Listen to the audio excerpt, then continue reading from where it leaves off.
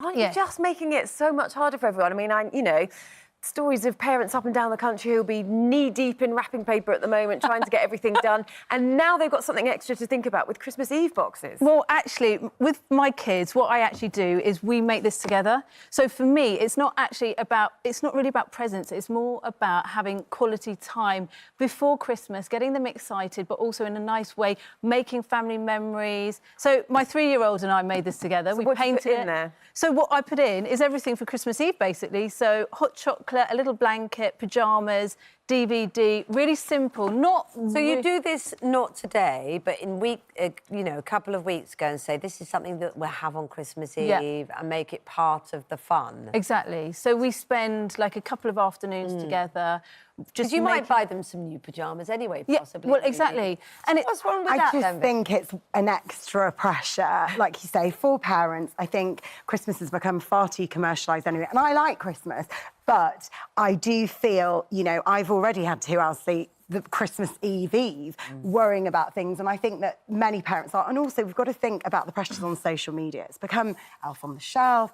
Everybody's sort of trying to create this magical Christmas and feeling very, very stressed behind the scenes. I have to say, I'd never even heard of it. No. And when our list came through of the stories that we were covering on this morning show, I said to my daughter, Christmas Eve box, what an answer. She said, oh, I've done them for the family. I blame Zoella, Zoe Sugg. He has created another thing for us to do. Apparently it's something that we should all be doing. Kind of bloggers, But she loves all of that. But when a serious point, though, you know, we've got lots of people that are struggling, 4.1 million families living in poverty, and it's a massive pressure, again. And what's wrong with some mince pies and, you know, a tipple for Santa? And really, we've got to teach our kids about giving. It's about giving to charity. It's about really thinking about the meaning of Christmas rather than consuming. I agree, that point. And, you know, also, not just the pressure from, you know, a financial point of view, but also that whole thing about them saying, oh, my friends do this on Christmas Eve. And then there's that whole thing, well, we don't do that they feel left out. Yeah, I don't worry about what anyone else is doing. That's the first thing. So I choose...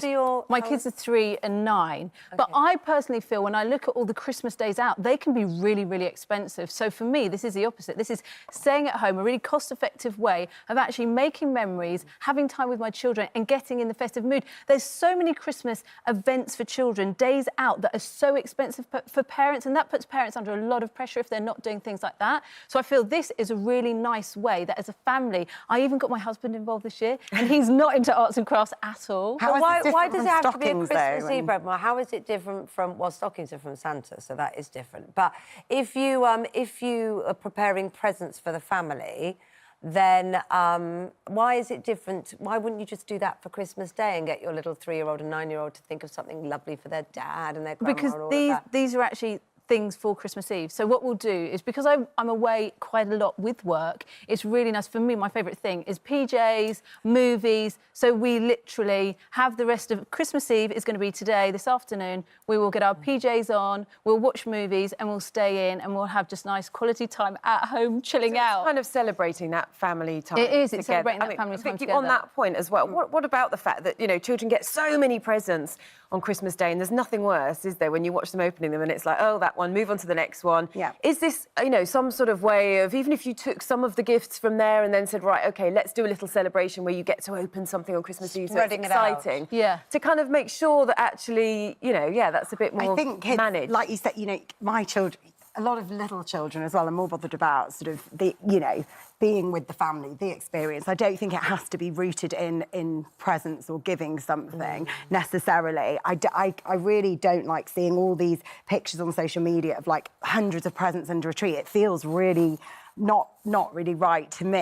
I don't think that's what's important. Have the quality time, but I don't think this is unnecessary. Were you allowed to open a present on Christmas Eve when you were growing up? No, we didn't actually. Oh, so I was. So Christmas Day. So I was allowed to open one little present on Christmas Eve. So I think everybody's different. Everyone's different. Everyone's different. Live and let live, but let's not make it another thing that is, you know, rammed down our throats. Oh, I absolutely love it. Have to do. I have to say, so far, people are loving them. Let us know what you think. Helen says, I do Christmas boxes for my 2 kids, PJs, Christmas movie, hot choc, mug and treats. We always did this as well when she was little.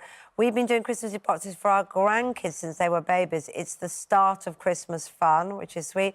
I've made my boyfriend one this year, says Rianne. Wow. Oh, I think it's really sweet and a great idea. He's lucky. But there is one saying Christmas Eve box. Are you?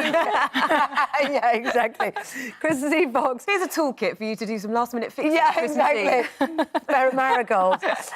Johnny says, no, children get too much anyway. How do we have to add Christmas Eve boxes into it?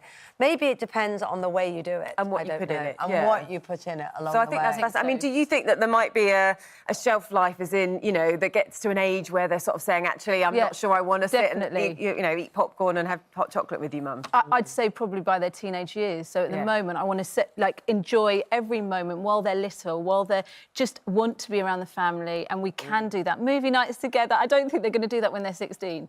So I'm just cherishing every moment and making memories as a family together. Vicky, has it converted you at all to having Christmas Eve box? No, I think it's about the experience and the togetherness, and, you know, we're going to have dinner tonight. You don't need all the bits that go with it. I really don't think you do. OK. So, all right, happy then. Christmas.